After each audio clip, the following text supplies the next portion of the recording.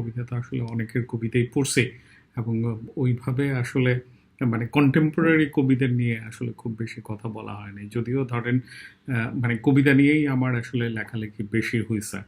তো এইটা মানে কন্টেম্পোরারিতে তো আসলে ইমতিয়াজ মাহমুদ একটা লেভেলে অডিয়েন্সের কাছে পরিচিত। আমার কাছে মনে হইতেছিল যে এরপরে আসলে কে অডিয়েন্সের সাথে পরিচিত, মানে ওইভাবে যদি চিন্তা করি আর কি, তাইলে তখন আমার আসলে হাসান রুবায়েতের নাম মনে হচ্ছিল যে ওনার কবিতার তো আসলে পাঠক আছেন, মানে অনেকে একটা অনেকে ওনার কবিতা পড়েন, পছন্দ করেন। তো ওনার কবিতা তো আমি পড়ছি আর কি। পড়ছি বলতে এটা প্রায় ১-২ বছর আগেই হবে। ওনার একটা ফেসবুক পেজ ছিল বইয়ের, তো ওখান থেকে ওনার ৪ টা বই আমি কিনছিলাম। তো ওই ৪ টা বই তো পড়া হইছে। পরে তো টুকটাক মনে হয় কথা বলছে কিনা আমি শিওর না। কিন্তু ওইভাবে আসলে সিগনিফিকেন্টলি কথা বলা হয় নাই। তো আমি ভাবলাম যে উনার কবিতা নিয়ে তো কথা বলা যায় আরকি। তো উনার ৪ টা কবিতার বই নিয়ে কথা বলব যেগুলো আমি পড়ছি। উনার রিসেন্টলি এর পরেও মনে হয় আরো ১-২ টা কবিতার বই ছাপাইছেন। তো ওইগুলি আমার আসলে পড়া হয় নাই। তো ওই ওইটা তো আছেই। আর তো কথা বলার আগে যেটা আমার মনে হয় যে ওইভাবে ২-৩ টা জিনিস বইলা রাখলে ভালো। একটা হইতেছে যে আসলে মানে এইভাবে আমি প্ল্যান করছি বলার যে আসলে কবিতা নিয়েই আবার কিছু একটু introduction এর কথা বলব। তারপরে হইতেছে যে ৪ টা বই পড়া হইতেছে আমার ওভারঅল যে ধারণা সেটা নিয়ে একটু বলব। তারপর হচ্ছে বইগুলি নিয়ে একটু বলব। আর শেষে হচ্ছে উনার সম্পর্কে একটা আমি কিছু কমেন্ট করার চেষ্টা করব। এই হইতেছে আমার প্ল্যান। তো ওই হাসান রুবায়েতের কবিতা নিয়ে বলার আগেই আসলে কবিতা নিয়ে যে আমি কথা বলতেছি বা যে কোনো জিনিস নিয়ে আমি যে কথা বলতেছি সেটা নিয়ে আমার মনে হয় যে একটু ব্যাকগ্রাউন্ড বলে রাখলে ভালো। সেটা হইতেছে যে ধরেন আমি তো দু একটা জিনিস আমার চোখে পড়তেছে, ওই জিনিসগুলি নিয়ে আমি কথা বলতেছি। মানে দ্যাট ডাজন্ট মিন যে হইতেছে যে ওইটাই হচ্ছে পুরা কবিতাগুলা বা ওইটাই হচ্ছে পুরা টেক্সটটা বা ওইটা পুরা চিন্তাটা বা পুরা ফিকশনের ঘটনাটা। এমনও হইতে পারে যে আমি আসলে পরবর্তীতে পড়তে গিয়ে হয়তো আরো নতুন কিছু চোখে পড়তেছে বা আসলে পড়ার সময় যেটা মনে হয়েছিল যে সেই জিনিসটাই আমি বলতে পারতেছি তা না। বলার সময় যেহেতু কোনো স্ক্রিপ্টেড লেখা না, মানে বলা না, তো দেখা যায় যে অনেক কিছু হয়তো মিসও হয়ে যায়। এরকম আমি যেটা বলতে চাইতেছি যে একটা পার্টিকুলার জিনিস নিয়ে হয়তো মানে কয়েকটা জিনিস নিয়ে আমি কথা বলতেছি যেটা আসলে পুরোটা না। এই ফিলিংস থাকাটা বা এই আইডিয়া থাকাটা ভালো ব্যাকগ্রাউন্ডে। আরেকটা জিনিস হইতেছে যে আমি যে জিনিসগুলি দেখতেছি সেটা তো কোনো না কোনো পার্সপেক্টিভ থেকে দেখতেছি। আমার নিজের একটা চিন্তা আছে, ওই চিন্তার জায়গা থেকে আমি ওই জায়গাগুলিকে লোকেট করতেছি। তো সেখানে আমার একটা পার্সপেক্টিভ আছে যেটাকে আমি পজিটিভ মনে করি বা নেগেটিভ মনে করি। মানে আমি যে জায়গা থেকে একটা জিনিসে ধরেন খারাপ মনে করতেছি বা এতটা গুরুত্বপূর্ণ মনে করতেছি না, ইনসিগনিফিকেন্ট মনে করতেছি, দেখা যাবে যে ওই জায়গাটাই হয়তো ইম্পর্টেন্ট অন্য আরেকটা পার্সপেক্টিভ থেকে। তো সুতরাং এখানে পার্সপেক্টিভের মতবিরোধ থাকতে পারে যে আমি যেই জায়গা থেকে যেই জিনিসটাকে দেখতেছি নট নেসেসারিলি যে এই জিনিসটাই হইতেছে হোল ট্রুথ। কিন্তু আবার আমি যেটা দেখতেছি সেটা খুব পার্সোনাল ফিলিংসের জায়গা থেকে দেখতেছি সেটাও না। আমি বরং কিছু জায়গাকে কনস্ট্রাক্ট করার চেষ্টা করতেছি, সেটাও এখানে আছে আর কি। এই দুইটা ঘটনা। আর লাস্টলি যেটা আমি বলতে চাই, যেটা আমাদের এখানে আসলে যে কোনো টেক্সট নিয়ে যে কোনো ক্রিয়েটিভ ওয়ার্ক নিয়ে যেরকম একটা ধারণা আছে যে এটা নিয়ে আসলে কোনো কথা বলা যাবে না, বা হইতেছে এটা ভালো মানে এটা ভালো, এটা খারাপ মানে এটা খারাপ, কিন্তু কোনো এক্সপ্লেনেশনে যাওয়া যাবে না। এই না যাওয়াটা আমি মনে করি যে বাজে জিনিস। কারণ হইতেছে যে আর্ট যেটাই বলেন, ক্রিয়েটিভ রাইটিং, কবিতা, ফিকশন, যাই বলেন, মানে অ্যাপার্ট ফ্রম ইন্টেলেকচুয়াল থট, আমরা মনে করি যে ইন্টেলেকচুয়াল থট নিয়ে হচ্ছে যে কোনো বাহাস করা যাবে। কিন্তু এই বাহাসের আবার আসলে মানে কি বলবো যে এক ধরনের বড টেন্ডেন্সি দেখা যায় যে কোনো একটা জায়গা থেকে ভুল ধরে ফেললে যেন ওই চিন্তাটা বাদ হয়ে গেল, এরকম না। তো ওইটা ইন্টেলেকচুয়াল থটের জায়গা আলাদা। যদি ক্রিয়েটিভ কাজের কথাও বলি, আমি মনে করি যে এর তো একটা রাজনৈতিকতা আছে। মানে আপনি যে কোনো কবিতার কথা যদি বলেন, এর রাজনৈতিকতার বাইরে না। আমরা যে পলিটিক্যাল এনভায়রনমেন্টে থাকি সেটার বাইরে না। এটা একটা অ্যাস্থেটিক্যাল একটা হিস্ট্রিও আছে এবং হচ্ছে এর কালচারাল রিলিভেন্সও আছে। ওই জায়গাগুলি থেকে আপনি অবশ্যই যে কোনো একটা ক্রিয়েটিভ আর্টকে রিড করতে পারেন। এখন ওই তো আবার প্রথম পয়েন্টে যদি ফেরত যায়, যে কোনো রিডিংয়ে একটা কমপ্লিট রিডিং হবে এই এক্সপেকটেশন থাকাটা মনে হয় ঠিক হবে না। আর সেকেন্ডলি হচ্ছে যে আমি যে পার্সপেক্টিভগুলি থেকে দেখতেছি, যে জায়গাগুলিকে আমি কনস্ট্রাক্ট করার চেষ্টা করতেছি, সেটা যে আনডিবেটেবল কোনো জায়গা সেটা না। আর থার্ড হইতেছে আসলে ক্রিয়েটিভ কাজের আসলে এক ধরনের ক্রিটিক বলেন, রিভিউ বলেন, কথাবার্তা বলেন, রিলিভেন্স বলেন, এই জায়গাগুলি নিয়ে আমরা কথা বলতে পারি। এইটা ওই যে কি বলে যে খুব মহান, পবিত্র, আনটাচেবল কোনো জিনিস না।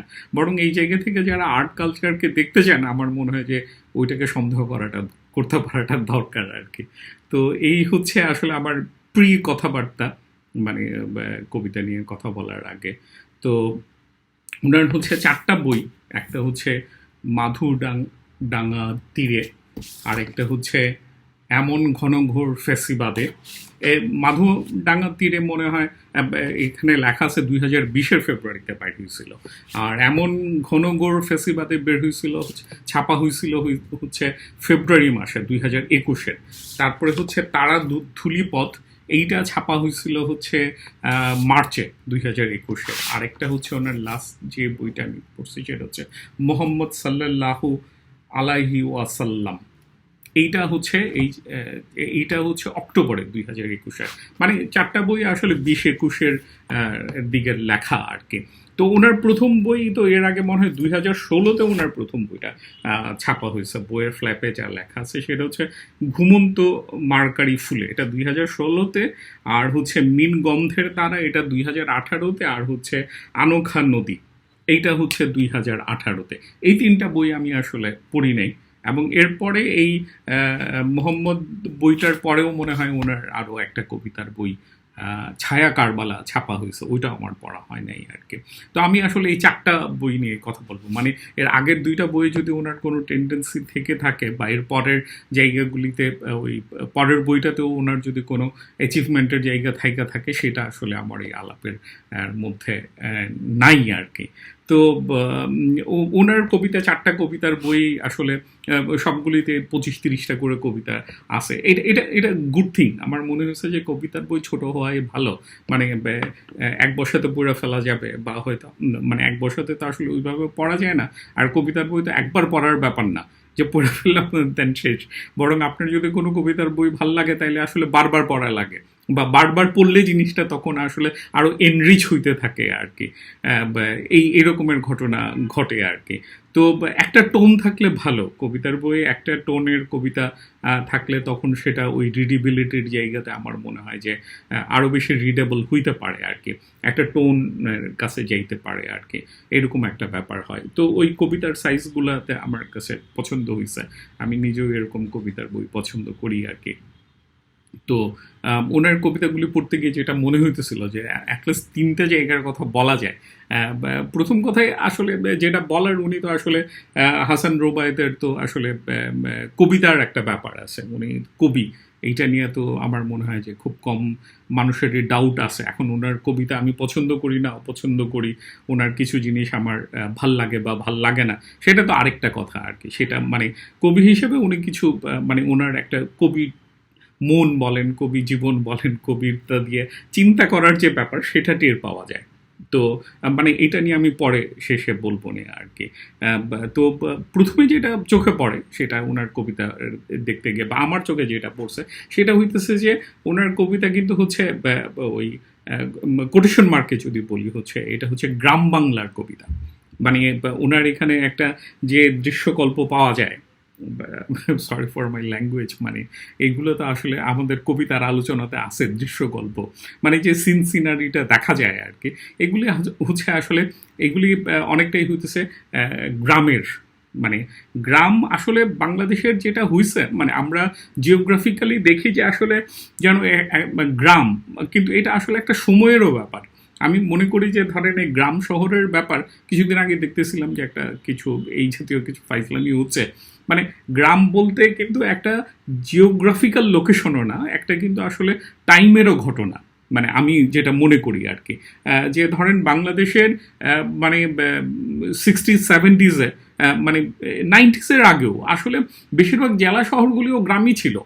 মানে গ্রাম বলতে আমরা যে জায়গাগুলিকে ইমাজিন করি আর কি, ওই রকম ছিল। এখন ধরেন মানে এই 2024 আইসা এই যে গ্রামগুলিও কিন্তু শহরের মতো হয়ে গেছে। মানে শহরের মতো হয়ে গেছে ইন এ সেন্স যে আমরা যে জায়গাগুলিকে আইডেন্টিফাই করি অ্যাজ এ শহর, ওই জায়গাগুলি তো আসলে ওখানেও আসলে মানে জিওগ্রাফিক্যালি রিমোট স্পেসগুলোতেও এটা অ্যাভেলেবল আর কি। তো এই যে গ্রাম বাংলার কবিতা, আমি যে কারণে কোটেশনে বলতে চাইতেছি, গ্রাম বাংলা আমার কাছে হইতেছে যে একটা আসলে কলোনিয়াল কনস্ট্রাকশনেরও ঘটনা। মানে এটা কলকাতা শহরটা যেন হইতেছে শহর, বা ঢাকা শহরটা যেন হইতেছে শহর, আর বাদ বাকি জিনিসগুলি যেন হইতেছে গ্রাম বাংলা। তো আমার কাছে মনে হয়েছে ওনার মানে গ্রাম বাংলার ব্যাপারটা যে আমাদের কবিতাতে এই রকমের ব্যাপার, বাংলা কবিতাতে এই জিনিসটা হয়ে আসছে যে এক ধরনের হচ্ছে শহরের কবিতা, একটা আরবানাইজেশন হয়েছে। যেমন ধরেন শহীদ কাদরী তো আসলে শহরের কবি ছিলেন, আরবান পোয়েট ছিলেন। আল মাহমুদকে অনেক সময় গ্রামের কবিতা বইলা হচ্ছে ওনার কবিতাকে দূরে সরায় রাখা হয়েছে, কিন্তু উনি কিন্তু আসলে মফস্বলের পোয়েট। মানে ওনার যদি কবিতার সিন সিনারিটাকে দেখেন, উনি ঢাকা শহরে আসছেন, এর সাথে অ্যালাইন্ড হওয়ার চেষ্টা করতেছেন, উনি যে গ্রাম থেকে শহরে আসছেন, ওই জার্নিটা কিন্তু ওনার কবিতার মধ্যে আছে। ওনার কবিতার যদি ভূগোলের কথা বলেন, ওনার কবিতার যদি জিওগ্রাফির কথা বলেন, ওইখানে কিন্তু শহর যে অ্যাবসেন্ট তা না। উনি এমন একটা আইডেন্টিটি নিয়ে আসছেন যেটা আসলে বাংলাদেশের সাথে 60s-এ 70s-এ 80s-এ গ্রাম কিন্তু ইমার্জিং এজ এ শহর। একটা শহরের যে আইডেন্টিটি, এখানে হইতেছে যে ইলেকট্রিসিটি থাকবে, এখন হইতেছে ইন্টারনেট থাকবে, আপনার হচ্ছে কি বলবো যে আরও কিছু ব্যাপার স্যাপার থাকবে, ওই যে একটা রাস্তা, পাকা রাস্তা থাকবে। এই জিনিসগুলো তো আসলে হইতেছে মানে গ্রামের আইডেন্টিটির সাথে যায় না। গ্রামে হইতেছে মেঠো পথ থাকতে হবে। হ্যাঁ, তো এই জিনিসগুলি তো আসলে ঘটনা আর কি। তো আমি যেটা বলতেছিলাম যে গ্রাম বাংলার কবিতা, এখানে আমার কাছে নেসেসারিলি মনে হয়েছে গ্রাম বাংলা একটা এই কলোনিয়ালিজমের জায়গা থেকে, কলকাতা কেন্দ্রিকতার জায়গা থেকে এক ধরনের কমফোর্টও দেয়। যে মানে আপনি গ্রামটাকে এস্টাবলিশ করতেছেন কবিতাতে, গ্রাম হারায় যাচ্ছে, আপনি গ্রামকে নিয়ে আসতেছেন, সেটা সবসময় হয় না। যদি আপনি এস্থেটিক্যাল হিস্ট্রির জায়গা থেকে দেখেন, এটা আমি মনে করি যে এক ধরনের কলকাতা কেন্দ্রিকতার যে জায়গা ছিল, এখন যে ঢাকা কেন্দ্রিকতার জায়গা ছিল, সেখানে হইতেছে একটা কমফোর্ট দেয় যে আমরা গ্রামের লোক, আমাদের এখনো কবিতায় গল্পে গ্রাম এখনো টিকে আছে। তো এইটা আমার কাছে আমার ধারণা ওনার কবিতা এই কারণে অ্যাপ্রিসিয়েটেডও হয় যে ওনার এখানে গ্রাম বাংলার একটা ফিলিংস পাওয়া যায়, একটা জায়গা পাওয়া যায়। তো আমার কাছে একই সাথে এটা মনে হয় যে কিছুটা প্রবলেমেটিকও, আপনি যদি পলিটিক্যালি দেখেন, অ্যাস্থেটিক্যাল হিস্ট্রির জায়গা থেকে দেখেন। এটা কালচারালি যতটা রিলিভেন্ট, ততটা ইনোসেন্ট ঘটনা না আর কি। সেকেন্ড কথা যদি বলতে চাই, ওনার প্রথম কবিতার বই থেকেই, মাধুরাঙ্গা তীরে থেকেই আমার যেটা চোখে পড়ছে, সেটা হচ্ছে উনি আসলে বাংলা কবিতা লেখেন। বাংলা কবিতাটাও আমি আসলে কোটেশনে বাংলা কবিতা বলতেছি আর কি। সেখানে বাংলা কবিতার কিছু টেন্ডেন্সি আছে। টেন্ডেন্সিগুলি কীরকম, সেটা হইতেছে ওই যে আমি একটু বলতেছিলাম যে কিছু ডিকশনারি ওয়ার্ড থাকতে হবে, যে আপনি দেখা আসলে পুরোপুরি বুঝবেন না। হ্যাঁ, মানে হইতেছে যে কারণ এইগুলি আসলে ডেইলি আমরা ইউজ করি না, কথাবার্তার মধ্যে এতটা থাকে না, কিন্তু এই জিনিসগুলি যখন কবিতাতে আসে, এটা শুধুমাত্র একটু অপরিচিত বইলা হইতেছে যেন নতুন একটা অর্থ দিতে পারে। কিন্তু আপনি যদি ডেইলি লাইফের ইউজের শব্দগুলি দিয়ে কবিতা লেখেন, এটা আসলে খুব একটা কবিতা হইতে পারে না। বাংলা কবিতার এই টেন্ডেন্সির জায়গাটা আছে। তো এইটা হাসান রুবায়েত আমার ধারণা খুব ভালোভাবেই এটাকে ইউজ করছেন। আমি একটা লেখাতে বলতেছিলাম, আমার যদি লেখাটা ছোট হয় আমি ডিসক্রিপশনে দেওয়ার চেষ্টা করব। সেখানে হইতেছে যে বলা আছে যে, মানে আমি বলার ট্রাই করতেছিলাম যে যারা মাদ্রাসাতে পড়াশোনা করছেন, ওনারা আসলে এই যে খাঁটি বাংলা ভাষা, সেটাকে বা প্রমিত ভাষা বা সেটাকে টিকায় রাখার কাজটা করতেছেন। কারণ যিনি ধরেন ওই বাংলা মিডিয়ামে পড়তেছে, ইংলিশ মিডিয়ামের তো বাংলা পড়ার দরকার পড়ে না, এইটা একটা ঘটনা। আর সেকেন্ড হইতেছে বাংলা মিডিয়ামে যারা পড়তেছেন, ওনারা কিন্তু চাইলে একটু মাতব্বরি করতে পারেন, কারণ আমরা তো বাংলা মিডিয়ামের ছাত্র। কিন্তু যারা মাদ্রাসাতে পড়তেছেন, ওনাদের প্রাইমারি ল্যাঙ্গুয়েজ তো আসলে বাংলা না। তো ওনারা যদি কোনো কিছু এক্সপেরিমেন্ট করতে চান, একটু ওই এদিক সেদিক করতে চান, তাইলে তো ওনাদের ঘাড়ে ব্লেম করা যায় যে তোমরা তো শুদ্ধ রূপে বাংলাই লিখতে পারো না আর কি। তো এখন ওনাদের কিন্তু একটা চাপ আছে যে শুদ্ধ ভাষায়, মানে শুদ্ধ রূপে বাংলা লিখতে পারতে হবে। এই চাপটা ওনাদের আসলে আমি মনে করি একটা সোশ্যাল চাপ এটা আছে। তো এটা হাসান রুবায়েতের কবিতাতেও আছে। উনি প্রমাণ করার চেষ্টা করছেন যে উনি আসলে বাংলা ভাষায় কবিতা লিখতে পারেন, উনি ছন্দের অনেক কিছু উনি জানেন। তো এইটাকে এড়ায় যাওয়াটা পসিবল কিনা আমি জানি না এখনো। আমি যেই জায়গা থেকে দেখি সেই জায়গা থেকে এটা আমার কাছে একটা চাপ মনে হয়, একটা বাড়তি ঝামেলা মনে হয়। এখন এইটা তো আসলে যে কোনো কবির ডিসিশন যে উনি এই শুদ্ধ বাংলা খাঁটি বাংলা কবিতা লেখার জায়গাটাতে থাকবেন কি থাকবেন না, এক কোন ধরনের জায়গাতে যাবেন। কিন্তু হাসান রুবায়েত হচ্ছে বাংলা কবিতা যে লিখতে পারেন সেটার উদাহরণ আমার ধারণা এই 4টা কবিতার বই উনি রাখছেন আর কি। ওই জায়গাটাকে উনি বাতিল করেন নাই, ওই জায়গা থেকে যে বাইর হওয়ার কোনো চেষ্টা নাই সেটা না, কিন্তু ওই জায়গাটাকে উনি একটা কনসিডারেশনের মধ্যে রাখছেন। আর থার্ড যে কারণে আসলে ওনার কবিতা আমার কাছে মনে হয় যে অনেক বেশি আসলে কি বলবো যে পাঠকপ্রিয়তা পাইছে, মানে ওনার যে অডিয়েন্স সেটা হচ্ছে উনি ইসলামী অনুষঙ্গের কবিতা লিখছেন। ইসলামী অনুষঙ্গটা আমি আসলে কোটেশনে রাখতে চাই, কারণ বাংলা ভাষায় এরকম একটা টেনশন আছে, ওই যে বাঙালি মুসলমান টাইপের আর কি, আপনি কি বাঙালি নাকি আপনি মুসলমান। তো উনি কিন্তু আসলে এই জায়গাটাকেই সেন্টার ধরে আমার ধারণা হচ্ছে অনেক মুসলমানই কবিতা লিখতে পারছেন আর কি, মুসলমানের কবিতা লিখতে পারছেন। এইটা আমার ধারণা ওনার যে কালচারালি একটা গ্রুপ অফ পিপল আছে যারা আসলে ভাষা সাহিত্যের মধ্যে বা বলেন আমাদের লিটারেরি জায়গাতেই ওইভাবে আসলে কখনোই একটা জায়গা করে নিতে পারেন নাই আর কি, সেই জায়গাটাকে উনি আসলে টাচ করার চেষ্টা করছেন। এবং আমার মনে হয় ওনার যে সেলিব্রেশন, মানে হাসান রুবায়েতের কবিতার যে সেলিব্রেশন সেটা হইতেছে যে আসলে ওই ইসলামী কবিতা মুসলমান কবির একটা সেলিব্রেশন, যার ফলে আমি দেখি যে অন্য যে জায়গাগুলি পাওয়ারের জায়গাগুলা পাওয়ারের স্ট্রাকচারের জায়গাগুলা, যে ঢাকার কবিরা আছেন, যারা কলকাতার কবিরা আছেন, ওনারা কিন্তু হাসান রুবায়েতের কবিতাকে নিতে পারেন কারণ হইতেছে যে আদারকে ওনারা যে একটা আদার অন্য আরেকটা জায়গাকে ওনারা যেটা পোর্ট্রেট করেন সেই জায়গার একটা কনফার্মেশন আসলে হাসান রুবায়েতের কবিতা দেয়। এখন উনি তো আসলে ওই জায়গাগুলিকে মানে পোর্ট্রেট করবেন না বা ওগুলি বাদ দিয়ে যাবেন সেটা তো আমার কথা না। আমার কথা হইতেছে যে ওই কনফার্মেশনের জায়গাগুলিওকে উনি ডেলিভারি দিতে পারেন আর কি, এইটা একটা সিগনেচার হিসেবে আমার চোখে পড়ছে। তো আমি যদি কথা বলতে চাই, আমি ওনার সম্পর্কে ওভারঅল যে মন্তব্যটা করতেছি সেটা হইতেছে উনি আসলে বলা যায় গ্রাম বাংলার কবি, উনি হইতেছে যে বাংলা কবিতার বাংলা ভাষার কবিতার কবি, এবং উনি হইতেছে ইসলামী অনুষঙ্গের কবি। মানে এই 3টা জায়গাকে ব্রডার জায়গা থেকে হইতেছে যে মানে এই 3টা জায়গাতে ওনাকে লোকেট করা যায়। হাউএভার এই 3টা জিনিসে ওনার পুরা কবিতা না আর কি, কিন্তু এই 3টা সিগনেচার ওনার কবিতাতে আছে বলে আমি টের পাইছি আর কি। তো আমি একটু কবিতার বইগুলি নিয়ে বলি, তাইলে হয়তো জিনিসটা বেটার একটু, মানে আমি তো মানে এই যে ওভারঅল কথাগুলি বলতেছি কোনো না কোনো কবিতা পড়া, ওনার কোনো একটা লাইন দেখা, কোনো একটা শব্দ দেখা, তো এই জিনিসটাগুলো আমার মাথায় আসছে। তো এই জায়গাগুলিকে বইলে রাখতে পারাটা, মানে ওই জায়গাগুলি হয়তো কিছু দূর পর্যন্ত রিপিট হবে, কিন্তু হইতেছে যে কিছু উদাহরণের সাথে জায়গাগুলো আসবে আর কি, এরকম একটা ব্যাপার থাকতে পারে। ওনার হইতেছে যে ইয়েটা মাধুডাঙ্গা তীরে যদিও 2020-এ ছাপা হয়েছে, কিন্তু কবিতাগুলি লেখা আসলে 2016 আর 17 সালে। তো তার মানে তো আসলে 5-7 বছর, 4 আর 3 7-8 বছর পার হয়েছে আর কি। তো এইখানে ওনার আসলে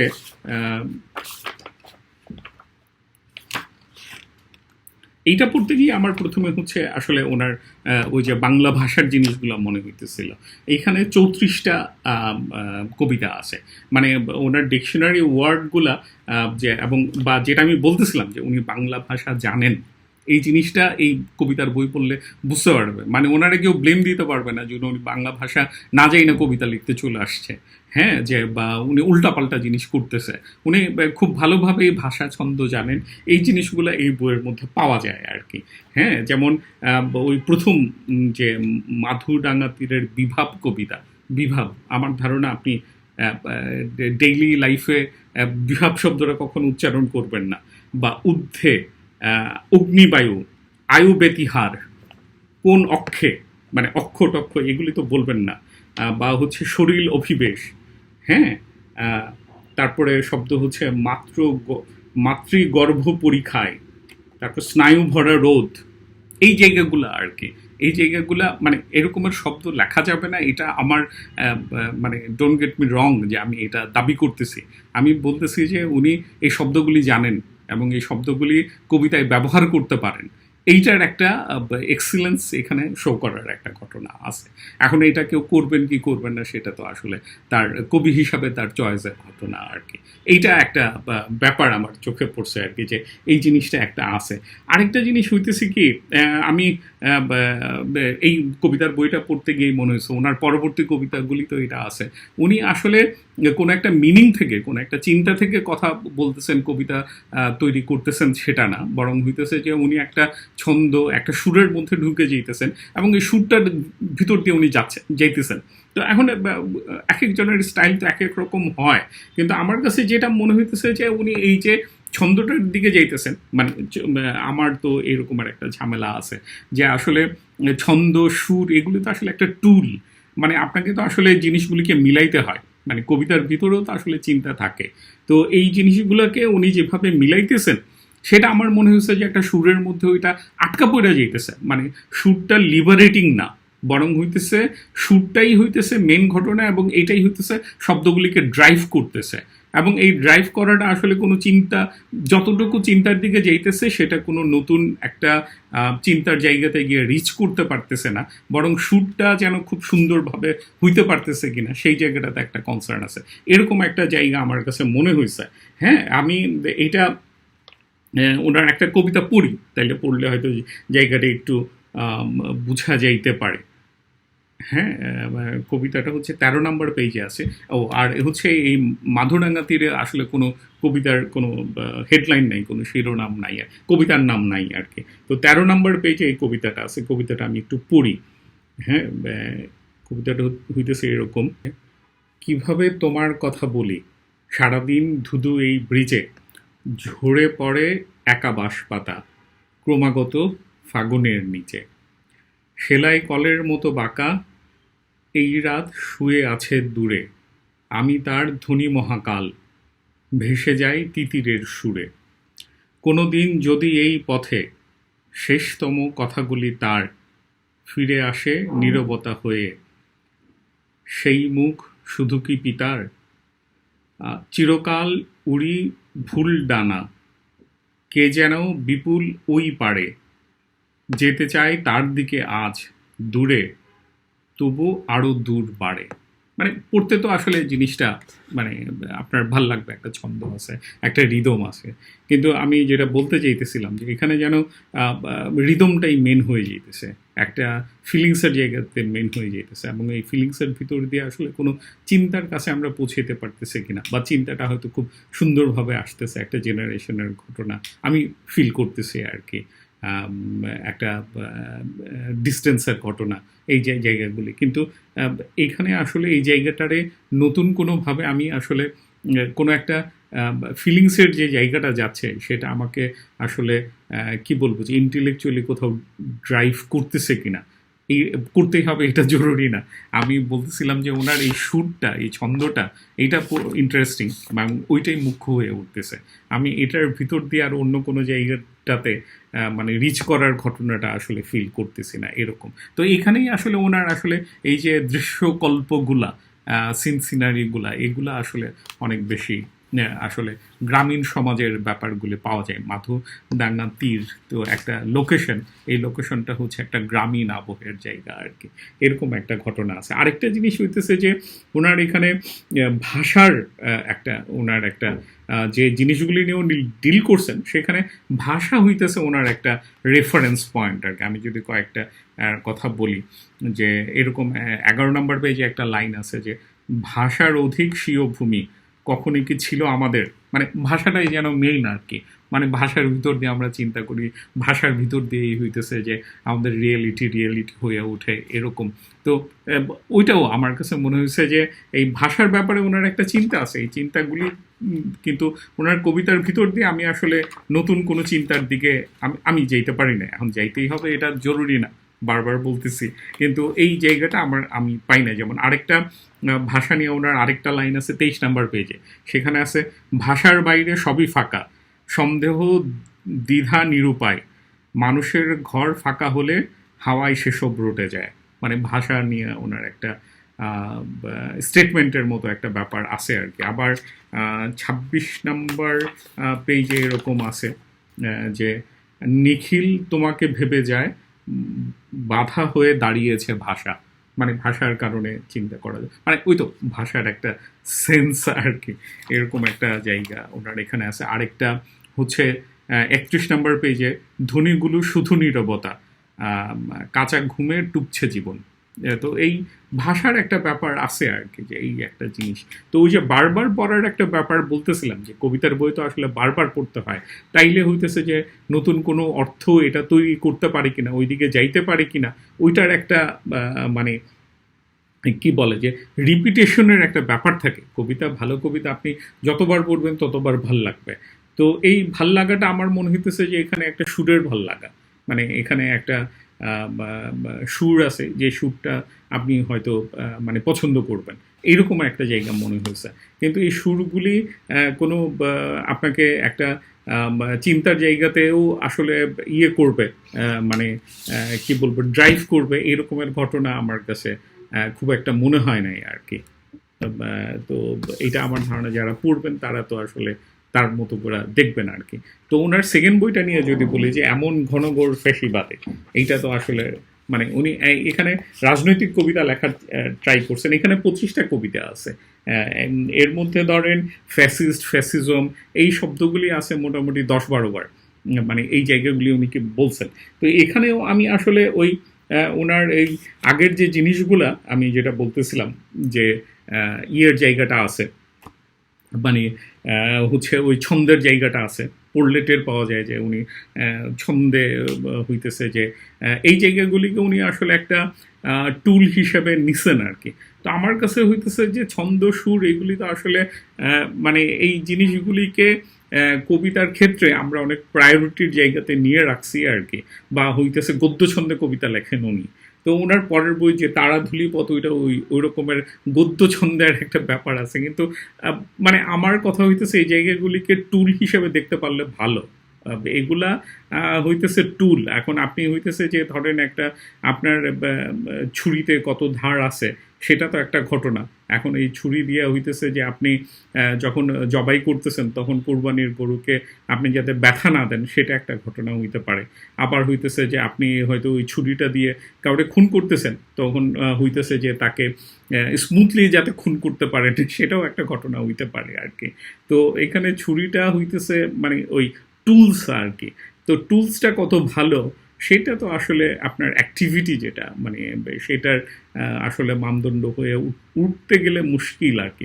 এইটার কোনো গুরুত্ব নাই তা না, কিন্তু এটা যেভাবে মানে মূল ব্যাপার হয়ে ওঠে, সেই জায়গাটাতে হইতেছে আমার একটা মানে সন্দেহের জায়গা আছে আর কি। তো এটা মনে হয় বইলা রাখাটা ভালো। তো এইখানে আসলে এই কবিতার বইটাতে উনি যেটা করছেন, আমার ধারণা সেটা হচ্ছে সরি, ওই যে রাজনৈতিক কবিতা লেখার কিছু চেষ্টা করছেন, যেটা আমি আমার মনে হয় যে আমাদের সময়ে এখন রাজনৈতিক কবিতা আসলে লেখা যাইতেছে না। মানে আমরা আসলে ফেল করতেছি রাজনৈতিক কবিতা, বা লেখা কেন যাইতেছে না, মানে হাসান রুবাইতের জায়গাতে যদি আমি বলি, ওনার যে টোনটা আছে, যেটা বলছিলাম, একটা সুরটা আছে, এই সুরটা হচ্ছে একটা বেদনার সুর। মানে উনি হইতেছে যে একটা কি বলবো, বিষাদের একটা ব্যাপার আছে। এখন আসলে এইটা খুব লাউড হয়ে গেলেই যে এটা কবিতা হয়ে যাবে তা না। যেরকম ধরেন নজরুলের বিদ্রোহী কবিতা ছিল, এটা তো এখনো রিলিভেন্ট। মানে আপনি যে কোনো রেভলিউশনে ওই যে চল চল চল, যে মার্চের একটা ব্যাপার, হ্যাঁ, এই জায়গাগুলি যে শুধুমাত্র রাজনৈতিক কবিতা হবে তা না। মানে রাজনৈতিক কবিতা লেখার ট্রাই তো অনেকে করছেন, 70s বেশিরভাগই ফেইল্ড হয়েছে, কারণ হইতেছে যে এখানে রাজনৈতিকতার নতুন কিছু ঘটে নাই। মানে এইটা স্লোগানের যেটা হয়েছে, আমি যেটা বুঝি, যে এটা স্লোগানের চাইতে যেটা হয়েছে যে একটা রাজনৈতিক প্রোপাগান্ডা হইতে চাইছে। এখনো আমরা যখন সোশ্যাল ইস্যুসগুলি দিয়ে, আমরা যেহেতু ফেসবুকে থাকতে পারি অনেক সময়, আমরা উই আর সারাউন্ডেড বাই হচ্ছে টিভি ক্যামেরা, এবং হচ্ছে আপনার হচ্ছে পত্র পত্রিকা, সাংবাদিকদেরকে দিয়ে সারাউন্ডেড, মিডিয়া দিয়ে সারাউন্ডেড একটা অ্যাটমসফিয়ারে আসি। তখন তো আসলে অনেক কিছু আমাদেরকে ট্রিগার করে, অনেক কিছু আমরা বইলা ফেলতে চাই, এবং বইলা ফেলে বুঝতে পারি যে এটা খুব টেম্পোরারি ঘটনা। মানে এখানে আসলে রাজনৈতিকতার কোনো চিহ্ন নাই তা না, কিন্তু যেসব ব্যাপারগুলিতে আমরা রাজনৈতিকতা ফলাইতে যাইতেছি এগুলি আসলে ইস্যু হিসেবেই মানে ওই জায়গাটাতে রিচ করতে পারে না। তো কবিতার ব্যাপারে যেটা হয়েছে যে ওই সুরের এবং টোনের জায়গাটা ইম্পর্টেন্ট। মানে আপনি, আমার কাছে মনে হয় যে এখন অনেক বেশি আপনি মিম দিয়ে হইতেছে যে অনেক বেশি এফেক্টিভ ঘটনা করতে পারেন, কিন্তু কবিতাতে এই মিমের জায়গাগুলা খুব একটা আসেই নাই। মানে মানে হাসান রুবাইদের কথা বলতেছি না আমি, ওভারঅল মানে রাজনৈতিক কবিতার কথাই বলতেছি। যেন একটা চেতা গেলাম, একটা কিছু নিয়ে আমরা প্রতিবাদ করলাম, এই যে প্রতিবাদ করাটা, এই যে একটা কিছু বলাটা, এইটা হইতেছে যে একটা প্রতিক্রিয়া দেখানোর মতো ঘটনাতেই আটকে আছে। এটা কবিতার জায়গাটাতে আসলে রিচ করতে পারতেছে না। তো হাসান রুবাইদের ক্ষেত্রে এখানে যেটা হয়েছে, আমি মনে করি যে ওনার একটা সুর আছে, কবিতার সুর, ওই সুরটার মধ্যেই আসলে ওনার এই প্রতিবাদটা আটকে আছে। যেন আমি ফ্যাসিস্ট বইলে একটা গালি দিতে পারলাম, আমি যেন ফ্যাসিজম বইলা হচ্ছে একটা কি বলা যায় যে একটা চিমটি কাটতে পারলাম, এইরকমের একটা ব্যাপার হয়ে আছে যে না, আমাদের সময়ের ছাপ ওনার কবিতায় আছে, আমরা একটা ফ্যাসিজমের সময়ে আসি, সেটার ছাপ আমি কবিতাতে রাইখা গেলাম।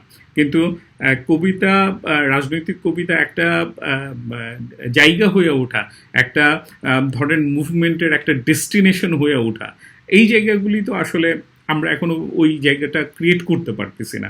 ওই যে এখনকার সময়ের আসলে সুরটা কি হবে, সেই সুরটা আমার ধারণা কোনো কবি এখন পর্যন্ত ওইভাবে আসলে তৈরি করতে পারেন নাই। আমরা এখনো আসলে মানে সমুদ্রের মধ্যে সার্ফিং করতেছি, হাতড়াইতেছি আর কি। তো হাসান রুবাইদের এই চেষ্টাটা করছেন, আমার কাছে মনে হয়েছে যে এই চেষ্টাটা ভালো, এই চেষ্টাটা ভালো হয়েছে যে উনি রাজনৈতিক কবিতা লেখার চেষ্টা করছেন, এবং রাজনৈতিক কবিতা লেখার চেষ্টা করতে গিয়ে উনি অকবিতা লিখে ফেলেন নাই।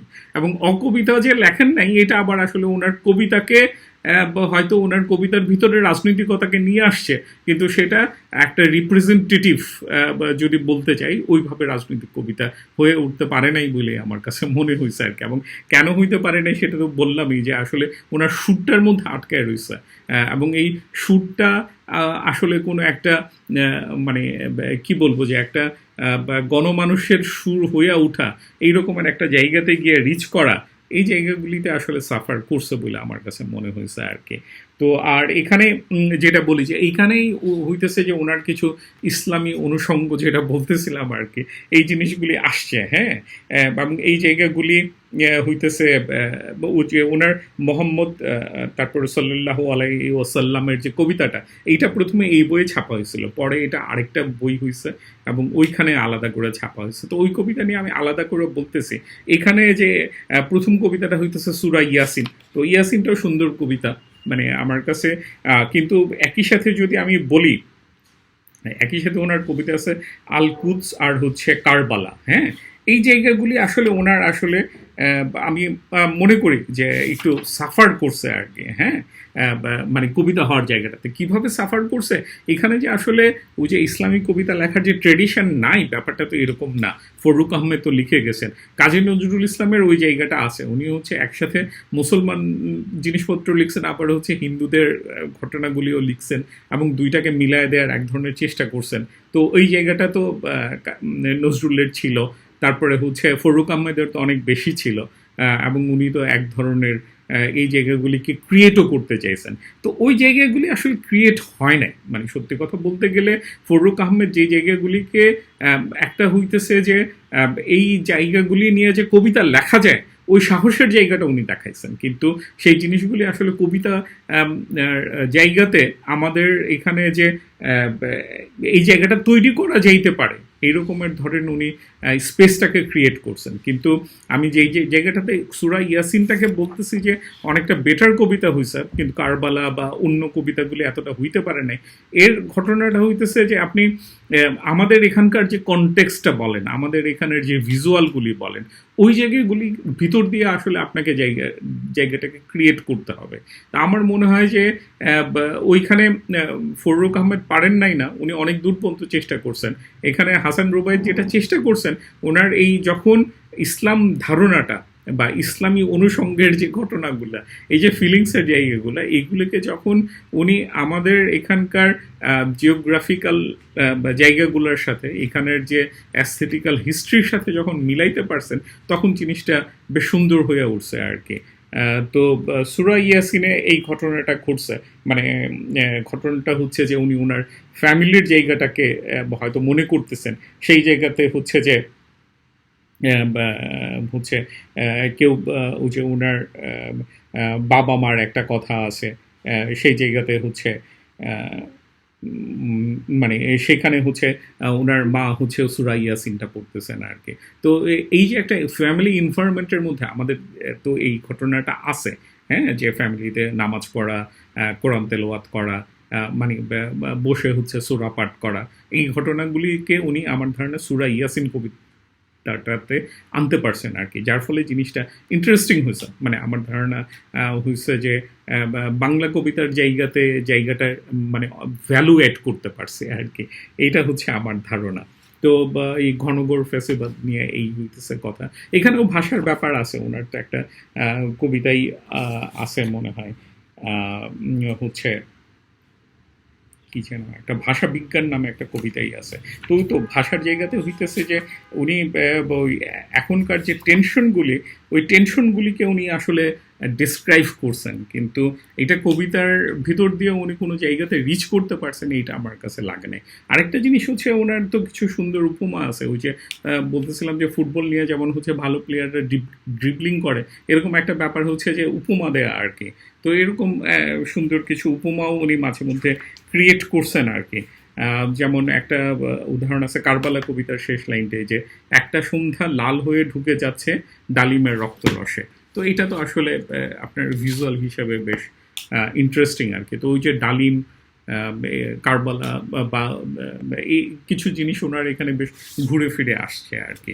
আর থার্ড কবিতার বই যেটা, সেটা হচ্ছে যে ওনার তারা ধুলি পথ, এইটা আমার কাছে আসলে ওনার একটু কি বলবো যে কম্পারেটিভলি দুর্বল জায়গা মনে হয়েছে আর কি।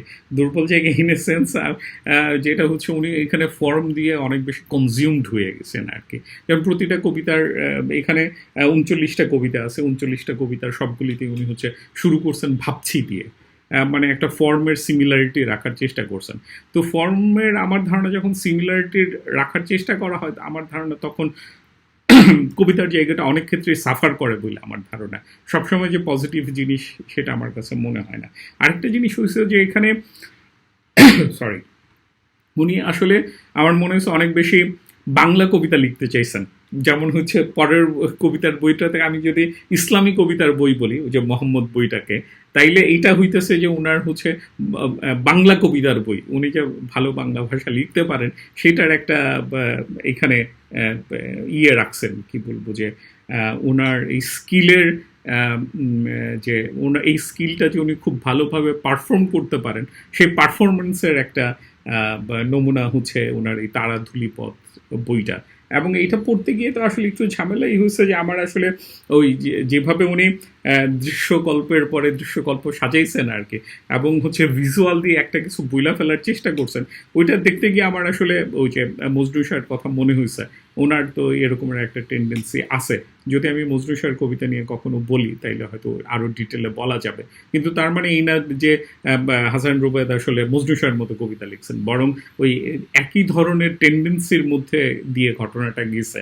যে আমি অনেকগুলি দৃশ্যর কথা বললাম এবং দৃশ্যগুলি যেন বাই ইটস ওন ডেফিনেশন একটা কিছু বলতেছে, আমারে আর নতুন করে কিছু বলার নাই, বা এই দৃশ্যগুলিই তো এনাফ। তো এইটা আমার ধারণা একটা প্যাটার্নের মধ্যে আটকে যাওয়ার ঘটনা হয়েছে। এটা যত না হচ্ছে আসলে স্কিলের পারফরমেন্সের ঘটনা, তার চেয়ে বেশি অনেক বেশি আটকে যাওয়ার ঘটনা। তো যার ফলে এইটা আসলে মানে আমি যে কথাটা বলতেছিলাম সেটা হয়তো একটা কবিতা পড়া সেটা বলা যায়, এই বইটাতেও আসলে কোনো কবিতার বইয়ের ওই রকম আলাদা নাম নাই। 9 নম্বর কবিতাটা, এটা আমি একটু পড়ি, তাইলে হয়তো মানে আমি কি বলতে চাইতেছি সেটা কিছুটা ক্লিয়ার করতে পারি আর কি। ঘটনাটা কবিতাটা হইতেছে এরকম, নয় ভাবছি একদিন বহুদূর বিস্তৃত মাঠে বিষণ্ণ ধান মেল, ঈষৎ সন্ধ্যার কাছে রেখে আসি নিস্তব্ধতা, পতঙ্গের নিষ্প্রভ দিন অথবা এপিটাপের পাশে রাখা মেঠো ফুলগুলো যারা ফুটেছিল গভীর ঢালুর কাছে যুগপৎ বৃষ্টি ও বাতাসের রঙে। কতদিন যা ছিল পরম্পরাহীন ধুলা। তোমার অনুরূপ সারথির কাছে ভেড়াগুলো চেয়ে আছে নিঃসঙ্গতায় তৃণপ্রাণ সন্ধ্যার নিচে। তুমি কি সমস্ত উপার, মানে আপনি একটা দৃশ্য পাইতেছেন কিছু, এবং দৃশ্যগুলি যেন কিছু বলতেছে। যেমন ধরেন একটা উদাহরণ যে এখানে আছে বৃষ্টি ও বাতাসের রঙে। এখন বৃষ্টির তো কোনো রং হয় না, বাতাসের তো কোনো রং হয় না, কিন্তু আপনি যে জিনিসটার যেটা নাই সেটা দিয়ে যেন আপনি সেই জায়গাটাকে এক্সপ্রেস করে ফেলতেছেন আর কি। যে আপনি একটা বৃষ্টির রং কল্পনা করবেন, একটা বাতাসের রং কল্পনা করবেন, ওই যে তৃণপ্রাণ সন্ধ্যার নিজে আপনি আসলে বুঝবেন যে কোনো মাঠের মধ্যে সূর্যাস্ত যাচ্ছে আর কি। ওই তৃণ প্রাণ সন্ধ্যার নিচে, মানে কোনো একটা মাঠের মধ্যে সবুজ ঘাসের এখানে সন্ধ্যা হইতেছে, এটা আপনি ফিল করবেন। তো এইটা আমার কাছে যে একটা এক্সিলেন্সের জায়গা সেটা আমার মনে হয় না আর কি। মানে আমি কবিতাকে আসলে এই রকমের কি বলবো যে একটা প্লেজার গিভিং টুল বা একটা হচ্ছে অমীমাংসিত সত্যের দিকে নিয়ে যাওয়া, এই জায়গাগুলি থাকতে পারবে না তা না, কিন্তু এটা একটু এক্সেসিভ মনে হয়েছে আর কি। তো আমি ডেফিনেটলি ওনার যদি 4টা বইয়ের কথা বলি তাহলে আসলে তারা ধূলিপথটা উনি হয়তো ওই যে গ্রামের কবিতার বিপরীতে উনি আসলে সুন্দর ভালো আধুনিক কবিতা লিখতে পারেন এরকমের একটা জায়গা হয়েছে। গদ্য ছন্দে উনি লিখতে পারেন এরকমের একটা ব্যাপার হয়েছে, কিন্তু এইটা আসলে ওনার স্ট্রেংথের জায়গা বলে আমার কাছে মনে হয় না। আর লাস্টলি যদি বলি ওনার যে বইটা মোহাম্মদ, আমার ধারণা এইটা হইতেছে যে ওনার সবচেয়ে কি বলবো যে সবচেয়ে অ্যাপ্রিসিয়েটেড বই। এবং হচ্ছে ওই যে তারাধুলিপথ যদি বাংলা কবিতার বই হয়ে থাকে তাইলে ওই মোহাম্মদ হইতেছে আসলে ইসলামী কবিতার বই আর কি, এরকম ভাবে বলা যাইতে পারে। তো এখানে হচ্ছে বেশিরভাগ কবিতা হচ্ছে মোহাম্মদের প্রেজিং নিয়ে। এইটা হচ্ছে অক্টোবরে ছাপা হয়েছে। এখানেও হইতেছে 31টা কবিতা আছে। হ্যাঁ, এখানে আমার কাছে মানে কবিতাগুলি ভালো। আমি ওই যেটা বলতে চাইছিলাম যে সূরা ইয়াসিন কবিতাটা নিয়ে এখানে হইতেছে এই জিনিসটা যে ওনার যে মোহাম্মদের যে ধারণাটা, মোহাম্মদের যে রিলেভেন্সটা, সেটা উনি হইতেছে বাংলা ভাষার ভিতরে এক ধরনের কি বলবো যে এমবেড করতে চাইছেন, এটা ঢুকাই দিতে চাইছেন। বা এখানের যে যে সিনসিনারিগুলি আছে, এখানের যে ভিজুয়ালটা আছে, এখানের যে জিওগ্রাফি আছে, সেখানে হইতেছে মোহাম্মদকে উনি মোহাম্মদের ধারণাটাকে উনি ইন্টিগ্রেট করার ট্রাই করছেন অনেক জায়গাতে, এবং এই ট্রাইটা আমার ধারণা সিগনিফিকেন্ট একটা ব্যাপার হয়েছে আর কি। যে কারণে এটা আসলে ওনার ওই যে মাদ্রাসার স্টুডেন্টদের ফেভারিট বই সেটা না। আমার ধারণা যারা বাংলা কবিতারও পাঠক ওনারা টের পাওয়ার কথা যে এটা ওনার হাসান রুবায়দার একটা ইউনিক জায়গা আর কি, ইউনিক স্ট্রেংথের জায়গা, যেটা নিয়ে আসলে মানে কি বলবো যে খুব বেশি ডিফার করার খুব বেশি জায়গা আছে বলে আমার কাছে মনে হয় না। তো এইখানে ওই আমার ওই ওনার হচ্ছে শব্দের জায়গাগুলি আসলে আমাকে কিছুটা বিপদে ফেলছে আর কি।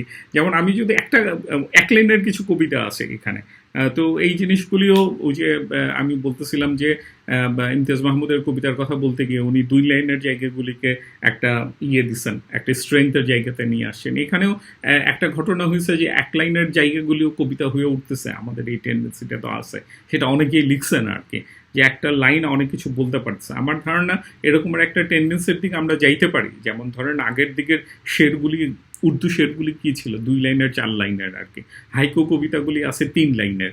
তো এরকম 1 লাইনের জিনিসগুলিও একটা ফর্ম হিসেবে আমার ধারণা এমার্জ করবে, আরও রেলিভেন্ট হয়ে উঠতে পারে ওই ফর্মের ভিতর দিয়ে যাইতে থাকলে আর কি। তো এখানে ওই 43 নম্বর পেজে একটা কবিতা আছে হচ্ছে সুর, হ্যাঁ, 1 লাইনের একটা কবিতা। তো এইটাই আমি ওনার ওই যে বাংলা শব্দের জায়গাগুলি থেকে বলতে চাইতেছি। যেমন কবিতার লাইনটা এরকম: এখানে পানির সুরে সারাদিন টলমল করে সান্দ্র মোহাম্মদ। তো আমার কথা হইতেছে আপনি এখান থেকে সান্দ্র শব্দটা বাদ দেন, সান্দ্র শব্দ তো আমরা বলি না, কিন্তু আপনি ডিকশনারিতে আছে। এখন ডিকশনারির যে কোনো একটা ওয়ার্ড নিয়ে আপনি যদি এখানে বলেন যে এখানে কি বলে টলমল করে হচ্ছে গভীর মোহাম্মদ, এখানে টলমল করে গাঢ় মোহাম্মদ, তাইলে কিন্তু কবিতা হবে না। আপনার কবিতা হবে হচ্ছে সান্দ্র শব্দটা দিয়ে। এখানে এই যে শব্দটার কবিতা হয়ে ওঠা, এইটা আমার কাছে ট্রিক হিসাবে, টুল হিসাবে একটা ইনফেরিয়র ঘটনা মনে হয় আর কি। যেন আপনি হচ্ছে শব্দ দিয়ে হইতেছে যে জায়গাটাকে একটু উপরে তুলে দিলেন। এখন এই শব্দ ইউজ করা যাবে না তা না, অনেক সময় তো আসলে এই শব্দগুলি ইম্পর্টেন্ট ঘটনা। ওই যে এই কবিতাটাতে বললাম, সুর কবিতাটাতে আপনি যদি সান্দ্র শব্দটাতে বাদ দেন তাহলে কবিতা কইমা যায় তা না। উনি একটা পানির টলমল সুরের মধ্যে হচ্ছে উনি একটা মোহাম্মদের জায়গা খুঁজে পাইতেছেন আর কি। কিন্তু তখন এটা একটা ভিন্ন ধরনের কবিতা হয়ে ওঠে। মানে এখানে হইতেছে যে শব্দ দিয়ে যে কবিতাটা হবে আর হইতেছে যে ওই শব্দটা বাদ দিলে যে কবিতাটা হবে, দুইটা টোটাল ডিফারেন্ট ঘটনা ঘটবে বলে আমার ধারণা আর কি। তো এই জায়গাটা আছে। তো আর আরেকটা যদি মোহাম্মদ বইটার সিগনিফিকেন্ট ঘটনা বলি, আমাদের এখানে আমি এটা খেয়াল করছি যে আপনি যদি দেখেন বিশেষ করে ঈদের নামাজ টামাজে বা জুম্মার নামাজে হচ্ছে যখন হচ্ছে হুজুররা মোনাজাত করে, তখন কিন্তু ওনারা অনেক সুরের মধ্যে মোনাজাত করেন, অনেক একটা সুরের মধ্যে ঢুকে যান এবং কথাগুলি বলতে থাকেন। তো ওনার এই যে এখানে দীর্ঘ কবিতাগুলা, এইটাতে হইতেছে যে এই মোনাজাতের একটা সুর তৈরি হয়েছে, যেটা আমার ধারণা একটু মানে বাংলা কবিতাতে আমি যেটা বলতেছিলাম যে আপনি আসলে এক্সিস্টিং যে ফর্মগুলি আছে, যে জারি খানের ফর্ম আছে, পুঁথির যে ফর্ম আছে, এই ফর্মগুলিকে আপনি যত ইন্টিগ্রেট করতে পারবেন সেটা আসলে আরো ইন্টারেস্টিং ঘটনা হয়ে উঠবে আর কি। তো এইখানে হইতেছে যে ওনার এখানে মোনাজাতের ব্যাপারটা আছে আর কি। তো এই যে বড় বড় কবিতাগুলা আর কি, তো এই জায়গাগুলা আমার ধারণা ইন্টারেস্টিং হয়েছে আর কি। বা ওনার এই যে একটা মানে আমার মনে হয়েছে যে একটা মোনাজাতের ফর্ম এখানে আসছে। আরেকটা উনি ওনার একটা গদ্য টাইপেরই, এটাকে কবিতা বলা যাবে না তা না, এটা হচ্ছে আমার নবী নামে একটা লেখা আছে, ওই লেখাটাও ইন্টারেস্টিং হয়েছে আর কি। যে আসলে আমাদের রিলিভেন্সগুলি কিভাবে তৈরি হয়, মানে আমাদের লাইফে ইভেন্টগুলার, মিথগুলার, সেইটা একটা ইন্টারেস্টিং জায়গা। ওই জায়গাগুলিকে যদি এক্সপ্লোর করা যায় আরও ইন্টারেস্টিং হতে পারে। তো এই হচ্ছে ওনার 4টা বই নিয়ে আমার 4 ধরনের কিছু এক্সপেরিয়েন্স আর কি, আমার রিডিং এক্সপেরিয়েন্স। তো ওনার জায়গাগুলি নিয়ে যদি আমি একটা কথা বলি যে আসলে মানে আমি ইন্ট্রোডাকশনে তো কিছু জিনিস বললামই, আমার ধারণা এই জায়গাগুলি এখানে সাপ্লিমেন্ট করে বই নিয়ে যে কথাগুলি। তা আরেকটা জিনিস যেটা বলতেছিলাম যে ওই যে উনি রাজনৈতিক যেই 3টা জিনিস ওনার আমার মনে হয়েছে, একটা হইতেছে উনি রাজনৈতিক কবিতা লিখতে চেয়েছেন কিন্তু রাজনৈতিক কবিতাগুলি ওনার আসলে টোনের মধ্যে একটা আটকে গেছে। হ্যাঁ, এইটা একটা ঘটনা ঘটছে। আরেকটা এই রাজনৈতিক কবিতার সময় যেটা বলতেছিলাম যে একটা মিম একটা ঘটনা আর কি, যে আপনি একটু হিউমার করতেছেন, মানে আপনার ফরুক আহমেদের কিন্তু অনেক হচ্ছে এরকম ঠাট্টা মশকরার কবিতা আছে। হ্যাঁ, কিন্তু এই 4টা কবিতার বইয়ে সবগুলি খুব সিরিয়াস কবিতা। আমাদের বাংলা কবিতাতে তো এটা আছে, আমরা খুব একটা ফান টান করতে পারি না। তো এইটাও একটা আমার চোখে পড়ছে যে ওনার আসলে কোনো হিউমারাস জিনিস নাই, কোনো ফান টান নাই, খুব সিরিয়াস সিরিয়াস সিরিয়াস সব কবিতা। এখন এটা তো থাকবেই, অনেকের টেন্ডেন্সি তো আছে। জীবনানন্দেরও মনে হয় ফান টান আছে, কিছু হালকা হিউমার আছে, কিন্তু এটাও ওনার মেইন জায়গা না আর কি। তো এই না থাকাটা একটু চোখে পড়ছে আর কি। আরেকটা হচ্ছে যে ওনার ওই ভাষা এবং চিন্তার জায়গাটা, যেটা আমার মনে হয়েছে যে ওনার আসলে ভাষার মধ্যেই আটকে থাকার ঘটনাটা ঘটছে, ছন্দের মধ্যে, সুরের মধ্যে আটকে থাকার ঘটনা ঘটছে। একটা ফিলিংসের কাছে যাওয়ার যে জায়গাগুলি থেকে কবিতা যে একটা চিন্তারও জায়গা, সেই জায়গাটা আমার মনে হয়েছে যে খুব বেশি এক্সপ্লোর হইতে পারে নাই আর কি। এই 3টা যদি ধরেন ইনকমপ্লিটনেসের একটা ফিলিংস আমি ফিল করছি আর কি। তো ওনার কবিতা নিয়ে যদি আসলে কনক্লুড করি, কনক্লুশনে আসলে 3টা কথা বলা যায়। প্রথমে যেটা বলতেছিলাম যে হাসান রোবায়েত তো আসলে কবি, ওনার কবি মন, কবি চিন্তা, এই জায়গাগুলি ফিল করা যায় যে ওনার একটা, উনি যেভাবে দুনিয়ার সাথে কানেক্ট করছেন, একটা কবিতার ভিতর দিয়ে কানেক্ট করার চেষ্টা করছেন, এই ফিলিংসটা ওনার কবিতাগুলি পড়লে টের পাওয়া যায়। সেকেন্ড আরেকটা জিনিস হচ্ছে যে উনি আসলে কবিতার টুলগুলাকে প্রায়োরিটি দিয়েছেন, যেটা আমার সেকেন্ডলি এটাও বিভিন্ন কথাবার্তায় বলছি যে উনি আসলে টুলগুলোকে প্রায়োরিটি দিচ্ছেন বলে আমার কাছে মনে হয়েছে। এটা একটা সেকেন্ড আইডেন্টিফিকেশন কনক্লুডিংয়ে করার ক্ষেত্রে। আর থার্ড হচ্ছে যে উনি যে আইডেন্টিটির জায়গা থেকে কথা বলছেন, আসলে কবির একটা ব্যাপার হচ্ছে যে একটা কবি ব্যক্তিত্বকে যে রিপ্রেজেন্ট করে সেটা না, কবি যখন আসলে একটু বড় মানে কি বলবো যে একটা সিগনিফিকেন্ট রোল প্লে করেন, তখন কিন্তু উনি একটা ন্যাশনাল আইডেন্টিটির জায়গাতে বলেন বা হইতেছে যে হিউম্যান কাইন্ডেরই এক ধরনের আসলে আইডেন্টিটির জায়গাটাকে উনি আসলে রিলিফেন্ট করে তোলেন, যেই কারণে আমরা দেখবেন এক একটা ভাষার কবি পাই আর কি। মানে এই ভাষার কবি হয়ে উনি হচ্ছে হইতেছে যে ওয়ার্ল্ড ক্লাসের কাছে রিকগনাইজড হন আর কি। আপনি কি বলবো যে যদি ওই অন্য ভাষার কবিতার কথাও বলেন, ওনারা কিন্তু গ্রেট পোয়েট, প্রথমে হইতেছে ওনার ভাষার গ্রেট পোয়েট, দেন হচ্ছে উনি ওয়ার্ল্ডের চিন্তার মধ্যে কবিতার মধ্যে হচ্ছে কন্ট্রিবিউট করেন। তো এখানে যে আইডেন্টিটিটা ক্রিয়েট হইতেছে আমার ধারণা ওনার কবি পার্সোনালিটির, সেটা হইতেছে যে এক্সিস্টিং যে চিন্তাগুলি আছে, যে আমি বাঙালি, আমি মুসলমান, এই জায়গা থেকে যতটা ডিরাইভড হইতেছে সেটা নতুন কোনো আইডেন্টিটির জায়গা থেকে প্রজেক্টেড হইতে পারতেছে বলে আমার কাছে মনে হয় না। আমি জানি না আমি কথাটা মানে ক্লিয়ার করতে পারলাম কিনা। তো এই রকমের একটা ঘটনা এখানে ঘটছে আর কি। তো ওভারঅল যদি বলি, তো আসলে হাসান রুবাইতের কবিতা পড়া তো একটা এক্সপিরিয়েন্স। মানে অনেকের কাছে হয়তো আমি দেখছি যে সবার কাছে যে ওনার ভাল লাগবে তা না। ওই যে ওনার যে টোন আছে, ওনার যে রিপিটেশন আছে, সেটা তো আসলে অনেকের কাছেই ভাল লাগার কথা না। মানে হইতেছে জীবনানন্দের কবিতাও অনেকের কাছে ভাল লাগবে না, কারণ হচ্ছে উনি একটা টোনে ঘ্যান ঘ্যান ঘ্যান ঘ্যান করেই যেতেছে আর কি, আনটিল আপনি ওই ঘ্যান ঘ্যানানির মধ্যে কোনো কিছু না পান আর কি, আপনার কাছে ঝিঝি পোকার ডাক মনে হবে আর কি। তো হাসান রুবাইদের ওই যে টোন আছে, যে কবিতার ঘ্যান ঘ্যানানিটা আছে, সেটা হইতেছে যে এখন পর্যন্ত অ্যাপ্রিসিয়েটেড, কারণ হইতেছে যে এটা আনটাচড কিছু টেরিটরিকে বাংলা কবিতার হইতেছে আসলে ভিজিবল করে তুলতে পারে। কিন্তু সেটা আসলে যেভাবে করে সেটা আসলে এই রিলিভেন্সটা আসলে কত দূর পর্যন্ত থাকবে সেটা নিয়ে তো আসলে মানে কি বলা যায়, যে মানে প্রশ্ন থাকতেই পারে। মানে এখন কবিতা নিয়ে তো আমরা আসলে কোনটা টিকবে না সেটা আমার কনসার্নের জায়গা না, বরং আমি দেখাইতে চাইতেছি যে আসলে একটা সময়ে বৈশা একটা সময়ের কবিতাকে কিভাবে রিড করা যাইতে পারে আর কি, সেটার এক্সপিরিয়েন্স হিসাবে আমার কথাগুলিকে দেখলেই আমার মনে হয় ভালো হয় আর কি। তো এই হচ্ছে কথা।